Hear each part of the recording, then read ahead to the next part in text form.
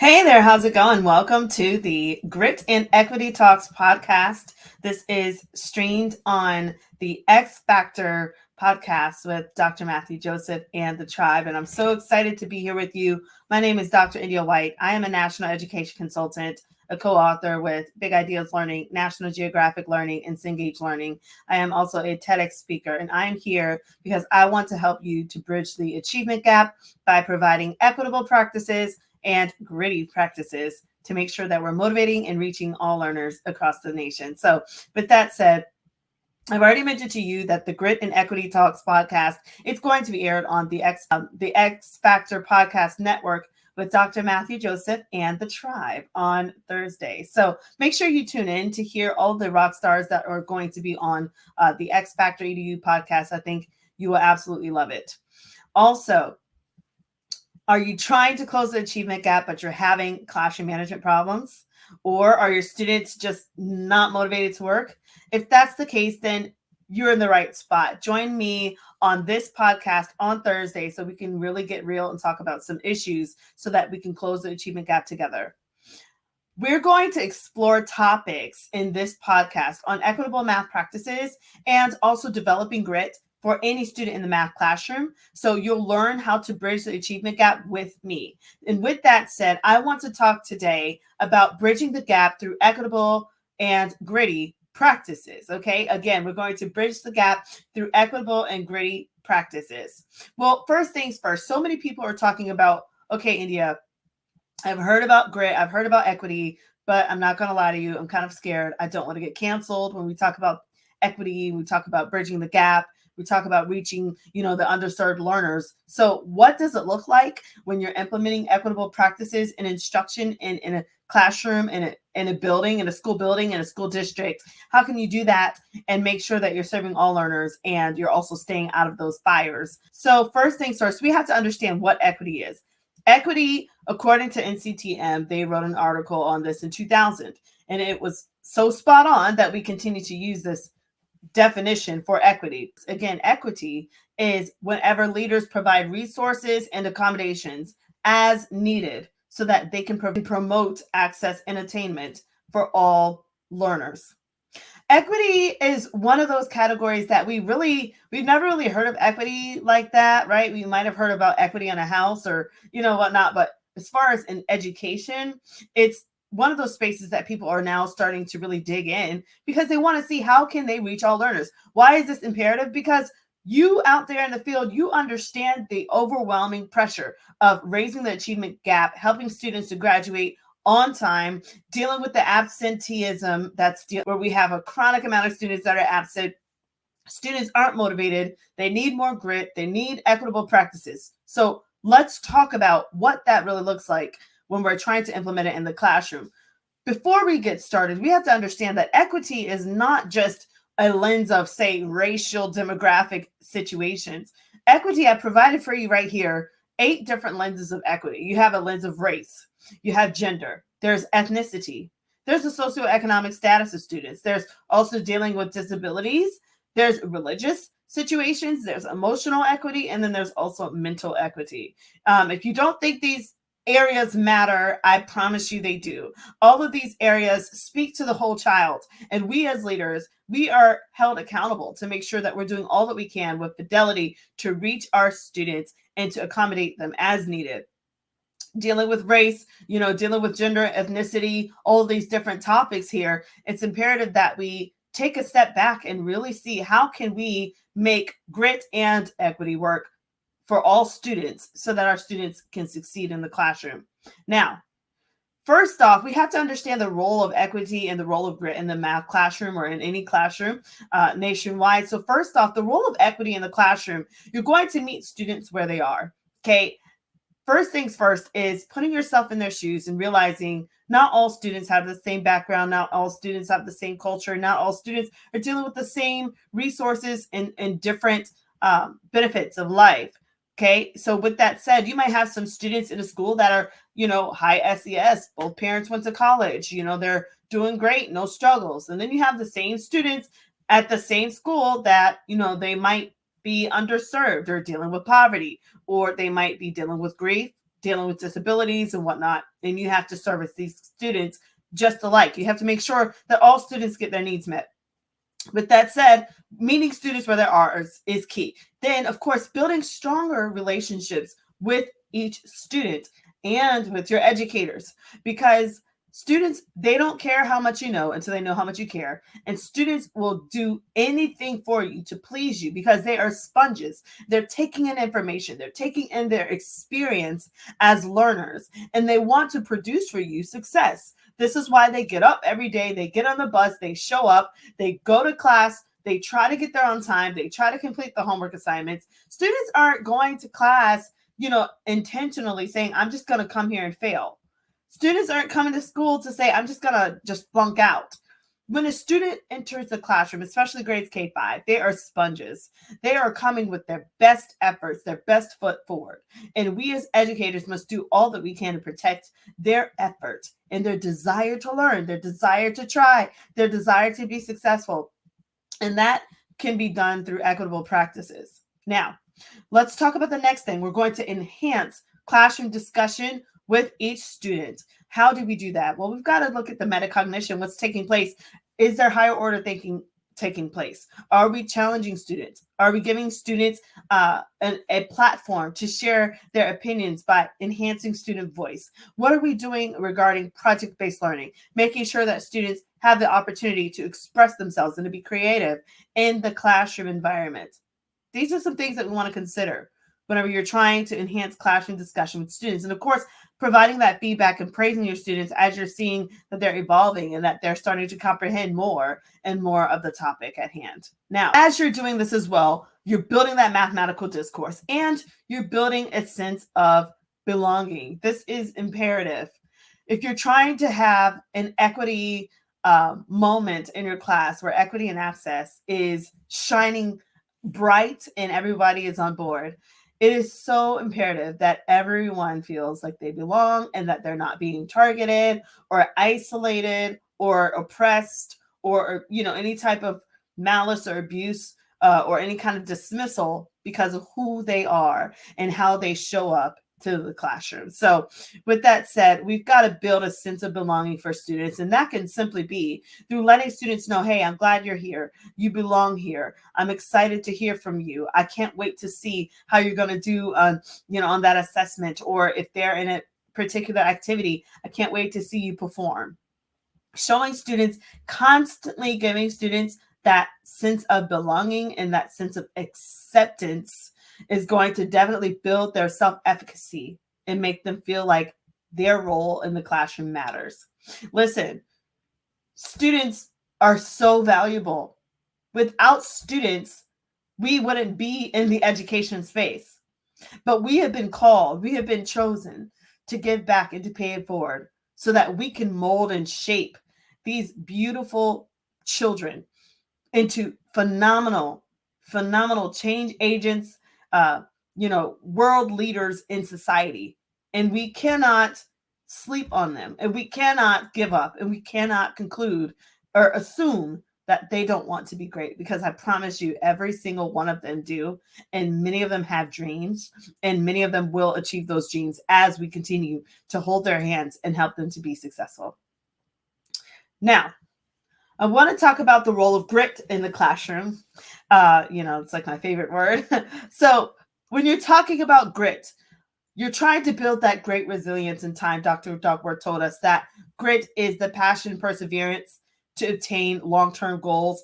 Grit is when you're building resilience for students. So what is the role of grit in a classroom? Well, first off, you have to get to the root of hopelessness that students might face. Why are your students feeling like they can't pass? Why are they feeling like they're a failure? Why are they not good in math? Why are they feeling like they don't want to graduate? Why have they given up?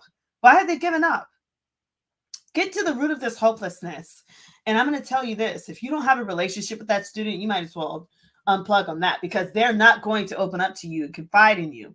So this ties in with relationship building. You've got to get to the root of hopelessness with your students through that relationship that you're going to create with them, using the team, the tribe that you have at your school, in your faculty meetings, in your PLCs, to figure out a plan to get through to that student to help them get back on the right track.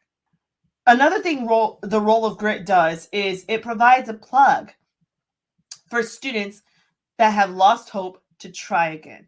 So it gives them a sense of hope. So they are just wallowing around in hopelessness, wallowing around in depression, wallowing around in discouragement, resentment, rejection, regret, and they have no hope. So they're looking to us as leaders to plug that hope back into their lives again, back into their spirit, so that they can then evolve into the successful leader that they once dreamt to be. Okay. And how do we do that? Well, celebrate their resilience, celebrate what they're bringing to the table. Even if you assigned a worksheet, I don't care what class this is, and you told them you've got 10 problems due, they come back to you, they only did 1.5 problems. Do not rebuke them. Celebrate the resiliency. Why? Because we don't know what happened last night. We don't know if they had to work. We don't know if they had to take care of children. We don't know what they had going on. But guess what? At least they had the boldness to show you, listen, this is my best effort. I tried. I gave you all that I had. At least they gave you something. And if the student didn't come to class with anything, at least they showed up. Sometimes we fail to recognize the grit that students bring to us because it's at such just below what we expected. So we write off the grit that they're bringing. We write off their resilience. So I want to challenge all of us to do a better job. That when a student comes to your class, comes to the school, and they barely have any assignments, but they've shown up, celebrate that resilience. And then challenge them. Hey, you did a good job. 1.5 problems. Thank you for your effort. Now, I'm going to challenge you to see if you can bring in 3 problems tomorrow. Let's see if you can bring in 5 problems next week. Push it up to 7, in a week and a half. Push it up to 9 problems. And then I want the whole 10 problems done. Build that grit with them. Develop that grit with them. Teach them. Sometimes, they don't really have a growth mindset, or they're just kind of just taking in everything, and they don't know. They don't know. They need you to train them, to teach them in love. And the way you do that is you scaffold them through compassion and through gritty phrases, and teaching them about resilience, teaching them about time management. And that's why I talk about things like that in my framework. If you have one of my grit workbooks, you walk through that, you'll definitely be able to see that we'll build grit and resilience together for students. And it's all through just giving them that sense of hope to try again. It's all about making sure that we lift them up so that they can try again. Now, the next thing you want to do when you're trying to implement grit in a math classroom or in any classroom is you want to enhance motivation levels once your students progress. So, as I just talked about, telling them, hey, now let's push it to 3, let's push it to 5. Whenever they come to you, continue to increase the standard until they have done 100%. And then praise them like never before. But along the way, continue to praise them. Continue to remind them, yeah, you've got this. I know you can do this. I saw what you did last week. I saw what you did. I heard what you did from, your other teachers, and just celebrate them. Keep the conversation positive. Don't bring up their shortcomings, because that can take away that positivity and that hope that they had to try again. It can take it all away and can deflate everything that you worked for them. So be careful with this. As you're doing this, continue to keep track of their progress, whether that's through an assessment, quiz, a test, project, or during mathematical discourse as they're answering those questions and they're, collaborating with their peers. Listen and see how they are evolving as mature, independent thinkers in the classroom. And then I want you to meet students where they are by helping them to meet their goals. Okay. These babies come to us and they are so innocent and they're sponges. Some people are probably like, oh no, you don't know the type of kids I have. No, there's an innocent one in there. You just got to dig a little bit and find it. And I tell you one thing, if a student had a goal and they had some type of incentive to meet that goal, that student is going to become unstoppable. The problem has been there has not been goals, or the goals are not of interest to the student. There's no reward or no incentive. It's something as small as getting them a fake ticket or a fake $20 bill that they can buy I don't know, like a fruit cup, or, you get them a gift card, of course, work with your administration, figure out what that looks like. District wide, you can do different incentives by, working with, um, you know, various companies, like a pizza shop, or working with like a Chick-fil-A or whatnot, whatever, and asking them, hey, I want to, treat the class that has the least amount of tardies, or that has made the most gains. What does that look like? Can they maybe come here and, all of their prices are discounted, or can you maybe bring us, food, free burgers, or free chicken sandwiches, or whatever, to reward a particular classroom teacher, a particular grade level, because of their effort. We did this. We did this. We had a summer math boot camp. For you district leaders listening, we had a summer math boot camp, and we had to help those students pass the standardized test for the state. And I remember they had a math program. It was a digital program where they would be able to constantly finish the problems. And then we had to get up to, I think, 1,000,000 points class wide, right? And whoever's class got the 1,000,000 point mark, they got a pizza party. And I remember the class met that mark and they got a pizza party. But more so than the pizza party and the soda, the proficiency, the students that passed. Wow. I think it was like at least 67%, maybe up to 72%. I don't remember. Summer school. Oh my gosh, how rewarding. So if you're looking for ways to connect grit in the classroom, see if you can connect with some leaders locally and see how can you partner with them? How can they partner with you? Write it out. Get with your administration team, get with your district staff, and figure out a plan. Okay, which are our local businesses? Where are our stakeholders? Where are our donors? Those, maybe there's a scholarship that someone's willing to give out for students that have, gained proficiency. Maybe they had a 2.0 and they got up to 3.0. Maybe there's like a $500 scholarship that people are willing to give out. I don't know. There's so many ideas. Partner with your stakeholders and see what you can do to promote change and to help students meet their goals and to bring grit into the classroom buildings. Now, grit and equity together, they're going to break down walls. They're going to break down walls of that interfere with inclusion. They're going to break down walls of, just various differences, whether that's cultural differences. They'll break down walls to where, work ethic is going to be one of those things that students are now starting to see. Hey, it doesn't matter who you are, you can achieve if you continue to build your grit. And they're going to sign up for that. And you're going to start to see that those walls of anxiety are going to fall. Those walls of hopelessness are going to fall for those students. Okay, now, another thing that grit and equity do is they will provide access for all students. So whenever you are implementing equitable practices, you're making it comfortable for students, and you're making students want to learn, and you're making students feel like they are set up for success. Again, you're helping to convince students that they are set up for success because you've provided them the accommodations that they needed to be successful in that specific space. Another thing is it removes inequities within classroom systems. So if there's a specific way of work, we've always done it this way, but now you're starting to revisit that and see, wait, that might not be the best thing. That might not be as feasible as we thought it was. Maybe it worked 10 years ago, but now we're revisiting this and we're seeing that we have to change some things. We have to implement some things. We have to add some things because we're not meeting all the needs. I mean, think about it. I don't know if you've been to a theme park, Disney, Universal, Six Flags. I'm sure when these theme parks first started, they were probably just thinking of people that are just, your average Joe, for a lack of words,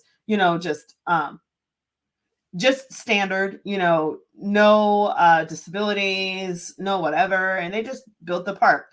But as time evolved, they started building in ramps, walkways for people with wheelchairs, people with, you know why? Because they realized that, hey, They might not be able to get on every single roller coaster, but they might want to enjoy the scene. They started building in like parts where you could just learn information, where they can animate it and everything. They started to consider those that might have had, deaf and hard of hearing. They started doing other things to make it to where they can hear, the different events and things going on at these various parks and various places of amusement. So how much more should we in the classroom see how we can make things equitable for our students? Are our students, colorblind? Do we need to, there's like those little like gray or red sheets that you can put on and it helps them to see the correct color. Deaf and hard of hearing, are we repeating ourselves? Are we using sign interpreters? What are we doing to assist all learners? Do we have translators in the classroom? If not, then do we have Google Translate? Shout out to one of my educator friends down in Georgia who he was given a predominant class of Hispanic learners, and they didn't know what to do because there was no one that spoke Spanish in the school. And so he was left to just teach these students and help them gain proficiency. He did such a wonderful job. And guess what he used? He used Google Translate. He used Google Translate. He allowed students to talk with him on the phone, and he talked with them back and forth using Google Translate. And then when he assigned different things for homework or whatnot, he would talk to them and use Google Translate. And his students were so proficient. I mean, they knocked it out of the ballpark. They were actually performing above the average district student in proficiency. And this was because he understood that this was an equitable practice that he had to implement to reach those students. So kudos to him. Whatever it takes to reach our learners, as long as it is,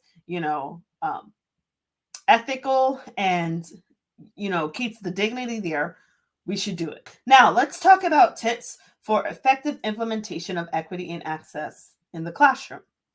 First things first is you've got to lead with equity. You've got to lead with empathy and compassion. You've got to lead with empathy and compassion. If you do not put yourself in those students' shoes or in those leaders' shoes, you are setting yourself up for unexpected surprises and possibly not meeting the mark. Okay, so it's imperative. You don't want to waste time on this. So do what you can to lead with empathy and compassion. Next, go with your gut and go with research. You might say, I don't know if I should do this. Somebody in the community is saying this, but I just got a feeling that's not going to help our students. Then go with your gut and then go with research. Okay, no one can argue with research that shows that there's some type of significant finding.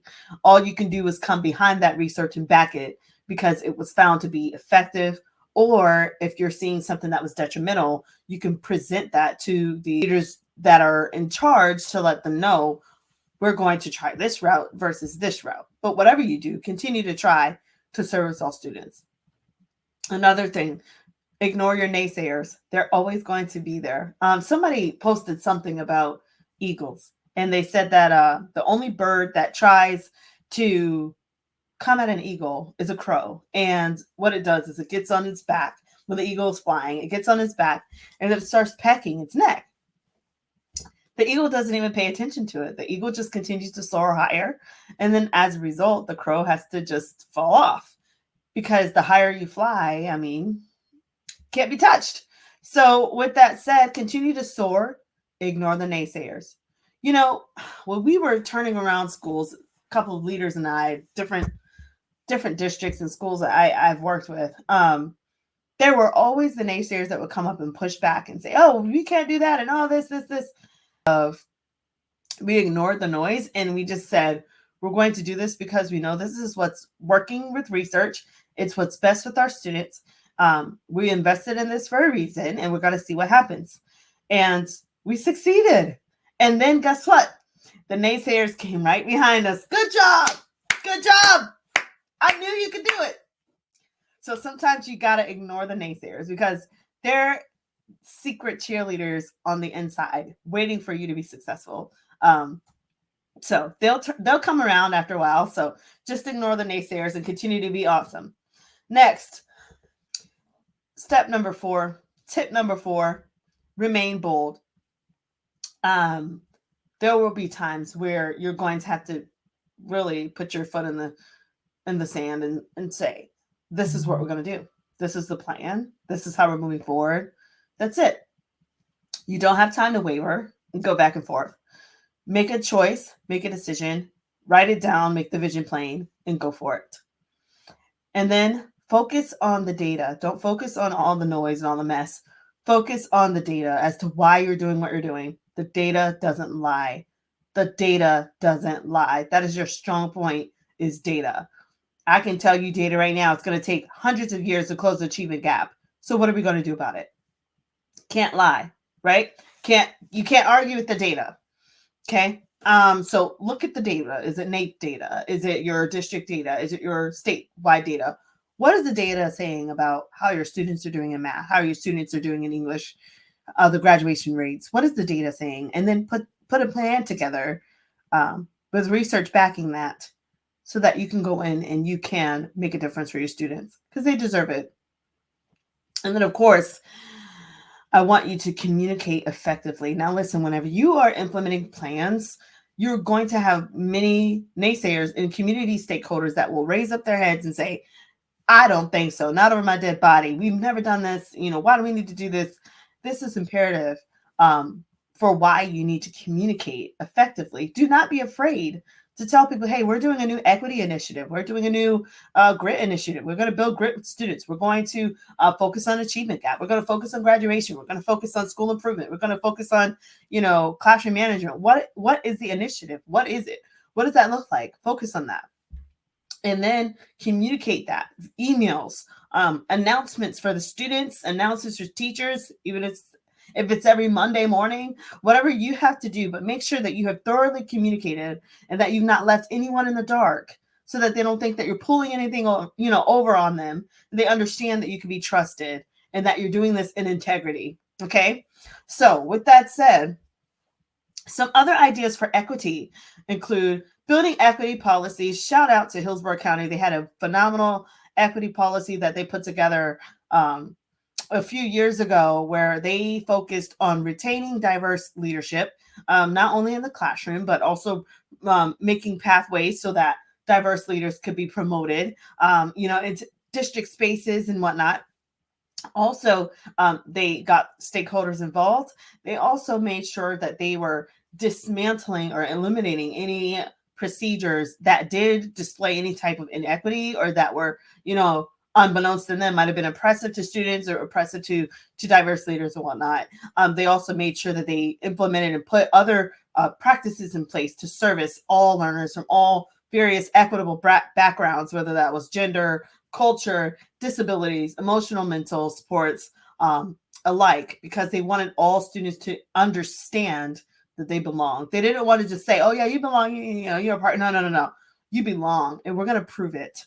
So I want to challenge everyone watching this, that as you are building grit and equity in the math classroom, and you're trying to figure out how to make grit and equity work to help all students succeed, do what you can to implement equitable practices and to build grit. Continue to motivate those students. And listen, don't leave the teachers out. The teachers, you guys are amazing, and you need to remain motivated, because there's only one you. You are not replaceable. You guys are so valuable, and we need every single one of you to just continue to lead in the trenches, continue to do what you know to do, to reach students and connect, because you are our number one rock star on the field, and we need you like never before, especially going into this new year. So with that said, I am so happy that I was able to come on the Grit and Equity Talk show with you guys again. Please continue to revisit this show as we talk about, bridging the gap through equitable and gritty practices. Remember, this show, the Grit and Equity Podcast, will be featured on the X Factor Podcast Network with Dr. Matthew Joseph and the Tribe on Thursdays. And if you're wanting to be featured on the Grit and Equity Talks podcast, or you're wanting to do some work. Maybe you want me to come to your school and help you with some professional development, or help you with a grit training or equity training or whatever else. If you're needing me to come in and motivate your students and talk about overcoming homelessness, reach out to me at india.white.123@gmail.com. Let's schedule a free consultation call so we can strategize and figure out what it looks like for us to work together. Also, I would love for you to follow me on social media. My social media handles: Facebook is Miss India White, LinkedIn is The India White, Twitter is Indie Speak and Teach, Instagram is Indie238. YouTube is India White 123. And then my Instagram for Big Ideas Learning, the math textbooks, is I White BIL. So with that said, I'm looking forward to working with many of you. Also, check out my website at www.india-white.com if you're wanting to book me for an event. If you're wanting to check out some blogs or some information, I have several blogs and so much information on there. Workbooks for grit. I have a book on equity called Equity Counts. If you're wanting to do some type of professional development or book study in your school or in your district, it's there for you. Just visit www.india-white.com and keep in touch with me to see how we can work together. So let's continue to close the achievement gap together and take grit with you. Thanks, guys. Take care.